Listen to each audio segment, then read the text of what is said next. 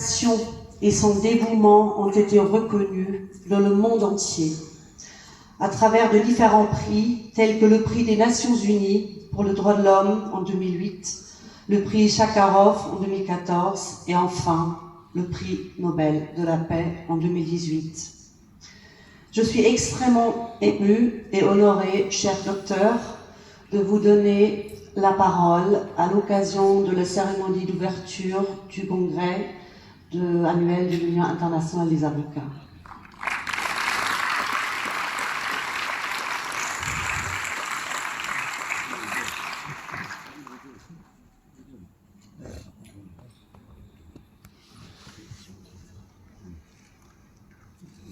Excellences, Monsieur le Président de la République du Sénégal, Monsieur le Garde des Sceaux, Ministre de la Justice, Monsieur le Ministre, Monsieur le Président du Congrès, Monsieur le bâtonnier de l'Ordre des avocats du Sénégal, distingués invités, Mesdames et Messieurs. Je vous remercie de m'inviter à prendre la parole à la séance d'ouverture du Congrès de l'Union internationale des avocats à Dakar et salue le fait qu'il se tienne pour la première fois en Afrique subsaharienne.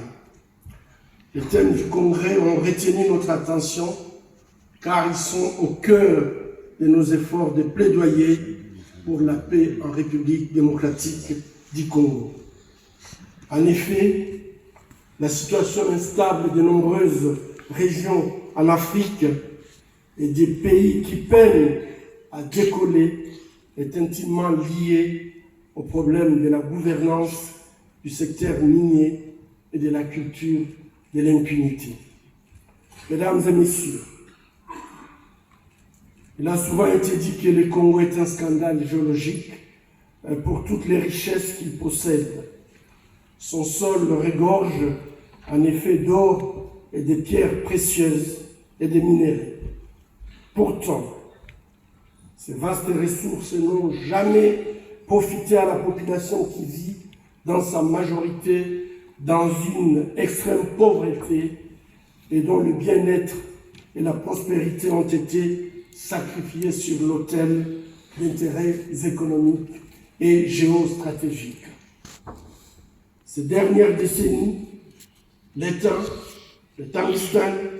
le tantal, dont une grande majorité des réserves mondiales se trouvent en Afrique, ont favorisé la révolution de la communication. Le contrôle de ces minéraux stratégiques pour l'économie mondiale est devenu intimement lié à la guerre dans la région des Grands Lacs africains depuis plus de 25 ans. Cette guerre économique dite de basse intensité, mais où les morts, les personnes déplacées, les femmes violées, les enfants issus du viol se comptent en millions, a donc pour objectif de terroriser la population pour l'amener à se déplacer ou s'assujettir et s'accaparer ses ressources. Mesdames et messieurs, aujourd'hui, les pays les plus développés planifient une transition vers l'énergie verte et s'orientent vers la décarbonisation de leur économie. Des métaux que l'on retrouve en abondance en Afrique, comme le lithium, le cobalt, seront encore davantage convoités, car ils s'avèrent essentiels pour assurer cette transition écologique. Les Africains vont-ils encore faire l'objet d'atrocités des masses et de nouvelles formes d'esclavage pour fournir au monde des batteries indispensables pour les voitures et les vélos électriques, les éoliennes et les panneaux soi-disant verts et propres? C'est bien sûr évitable, mais il est plus que temps de réagir et de briser l'indifférence face à cette profonde injustice. La stabilité au cœur de l'Afrique passera donc avant tout par un commerce transparent et responsable des ressources minières. Diverses initiatives ont vu le jour pour tenter d'assurer une traçabilité fiable visant à garantir que l'extraction des minéraux n'est pas liée au travail des enfants, à l'exploitation sexuelle des femmes ou à l'activité des groupes armés. Il s'agit notamment du guide de l'OCDE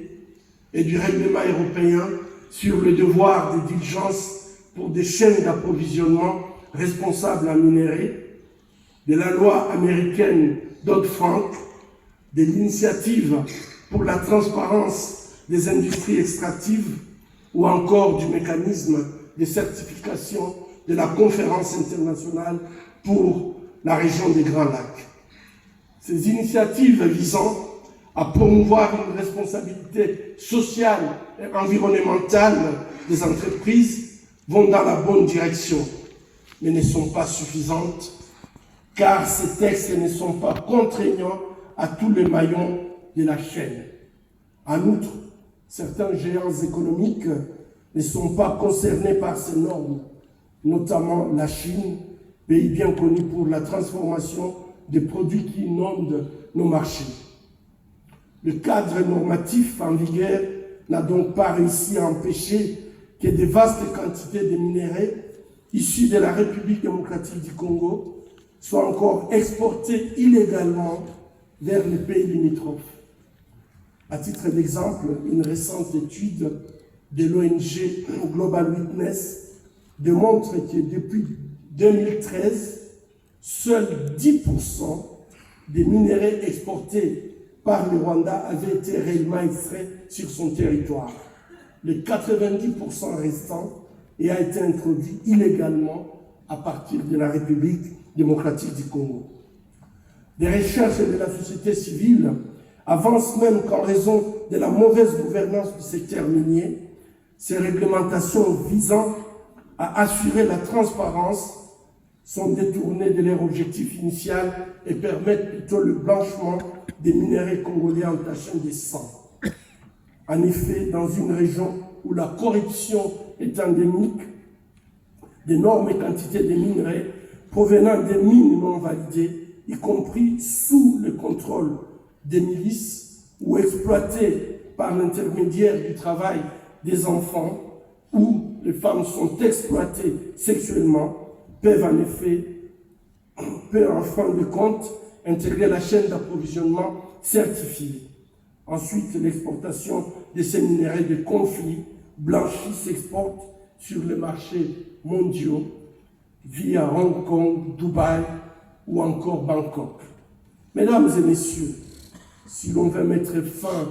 à l'instabilité dans les pays africains détenteurs de minerais, il faut assurer une traçabilité complète des lieux d'extraction jusqu'aux produits finis achetés par les consommateurs dans les magasins du monde entier. Des mécanismes de contrôle et de redevabilité contraignants doivent aussi être mis en place au niveau national, régional et international. Il s'agit également d'investir massivement vers la transformation des matières premières en vue de raccourcir les liens entre la mine et les lieux de transformation du minerai. Ainsi, le contrôle sur la chaîne et ses intervenants sera rendu plus aisé et le pays producteur pourra dégager une réelle plus-value, rendant ainsi possible un meilleur partage du profit en amont de la chaîne. Si l'on veut avancer vers la réalisation des objectifs de développement durable des Nations Unies et de l'agenda 2063 pour le développement de l'Afrique, la classe dirigeante africaine a la responsabilité d'assurer une gestion transparente et saine des ressources minières pour qu'elles bénéficient aux communautés locales. Le simple constat que les taux d'analphabétisme, d'espérance de vie et de malnutrition soient plus élevés dans les régions d'Afrique où se trouvent des zones minières illustre l'urgence de mener des politiques de réforme volontaristes de ces secteurs stratégiques en vue de contribuer à l'essor d'une prospérité partagée qui permettra de sortir de la pauvreté des populations des pays producteurs ainsi contribuer tant à la croissance économique qu'au développement humain et social. Mesdames et messieurs, la gestion irresponsable des combustibles fossiles et des minéraux a déjà plongé l'humanité et la planète vers un désastre environnemental et le réchauffement de la planète. Nous devons retenir les leçons des erreurs du passé pour s'assurer que la transition énergétique verte soit juste, équitable, durable, exempte de conflits pour les pays et les communautés vivant dans les zones d'où sont extraits les minéraux nécessaires pour enrayer la crise climatique. Si nous gérons de manière soutenable le commerce des minéraux, stratégique pour le besoin inhérent aux nouvelles technologies, l'Afrique pourra jeter les bases d'un partenariat gagnant-gagnant dans le cadre d'une globalisation économique responsable. Mesdames et messieurs, l'autre thème du Congrès a trait à l'efficacité de nos systèmes judiciaires. Au sortir des indépendances, l'aspiration des peuples africains était fermement orientée vers la mise en place d'institutions démocratiques et la justice sociale. Pourtant, force est de constater que de nombreux pays africains n'ont pas réussi à instaurer des États de droit protecteurs des libertés fondamentales et que bien souvent, les systèmes judiciaires sont minés par la corruption, des interférences politiques et manque d'indépendance. Permettez-moi de revenir en arrière dans les temps qui a précédé l'époque de la colonisation de l'Afrique. Nos sociétés avaient leur propre mode de régulation et de résolution des conflits. Le droit traditionnel était garant des valeurs fédératrices pour maintenir la cohésion du tissu social, établir l'ordre et rendre la justice. En matière de droits et libertés, la société malienne, mosaïque de peuples empreints de tolérance et d'ouverture, a apporté à l'humanité, dès le XIIIe siècle, la charte de Kurukan Fuga ou du Mandé, dont les valeurs de dignité et de liberté ont largement contribué à la coexistence pacifique dans le peuple de la région du Sahel.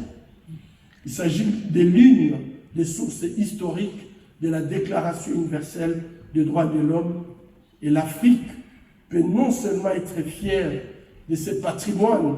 immatériels, mais endosse la responsabilité de les faire vivre au bénéfice du peuple. Lorsque l'Afrique a été colonisée,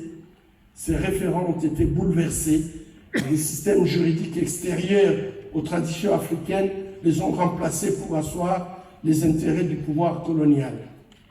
Le départ souvent précipité des administrations européennes a laissé des nations africaines avec un arsenal légal dont n'avait pas contribué à la genèse et donc non approprié à son organisation sociale, ce qui a contribué trop souvent à renforcer des régimes autoritaires déniant à leur population le droit à une bonne administration de la justice. En République démocratique du Congo, les décennies de dictature et de conflits ont sérieusement mis à mal l'état des droits et le système judiciaire congolais est peu équipé et dysfonctionnel. De surcroît, aucun système judiciaire au monde ne pourra relever par le biais de la justice classique les défis de l'impunité par rapport à des crimes de masse commis depuis plus d'un quart de siècle sur des millions de victimes par des acteurs étatiques et non étatiques, nationaux et étrangers. Telle est la raison pour laquelle nous plaidons sans relâche aux côtés des victimes, mais aussi des avocats du barreau de Bukavu et de nombreuses autres villes de la République démocratique du Congo pour la mise en place d'un tribunal pénal international pour la République démocratique du Congo et des chambres spécialisées mixtes dans le cadre d'une stratégie nationale holistique de justice transitionnelle pour briser le cycle infernal de la violence et de l'impunité. Il est de rappeler ici que c'est grâce à la ratification massive de nombreux pays africains que la Cour pénale internationale est entrée officiellement en vigueur rapidement en 2002 à la suite de l'adoption de son statut à Rome en 1998, démontrait une contribution significative de l'Europe aux efforts, de l'Afrique aux efforts de lutte contre l'impunité et dans le développement du droit international pénal. Nous aspirons également à ce que le bureau du procureur de la Cour pénale internationale poursuive ses enquêtes et ses poursuites dans les situations en Afrique où les crimes les plus graves sont commis par le plus haut responsable politique et militaire, notamment dans la région des Grands Lacs. Enfin, nous invitons aussi tous les États à faire pleinement usage du principe de la compétence universelle pour les crimes internationaux et saluons ici l'important précédent auquel le Sénégal a contribué en instituant des chambres africaines extraordinaires, un tribunal ad hoc internationalisé mis en place à la suite d'un accord avec l'Union africaine pour juger l'ancien dictateur du Tchad, Hissène Habré. Notre continent ne pourra exploiter ces immenses potentialités que lorsque les criminels de sang ou économiques ne pourront plus défiler sur des tapis rouges, mais seront confrontés à une ligne rouge, celle de la loi. Mesdames et messieurs, le temps est venu de passer d'une culture de la corruption et de l'impunité, les deux cancers de l'Afrique, vers une culture de la transparence et de la redevabilité. Nous comptons sur l'appui d'organisations comme l'UIA pour contribuer à faire prévaloir le droit et la justice en vue de créer un cadre propice à la bonne gouvernance minière et renforcer l'efficacité de nos systèmes judiciaires, ainsi avancer sur le chemin de la démocratie, du développement durable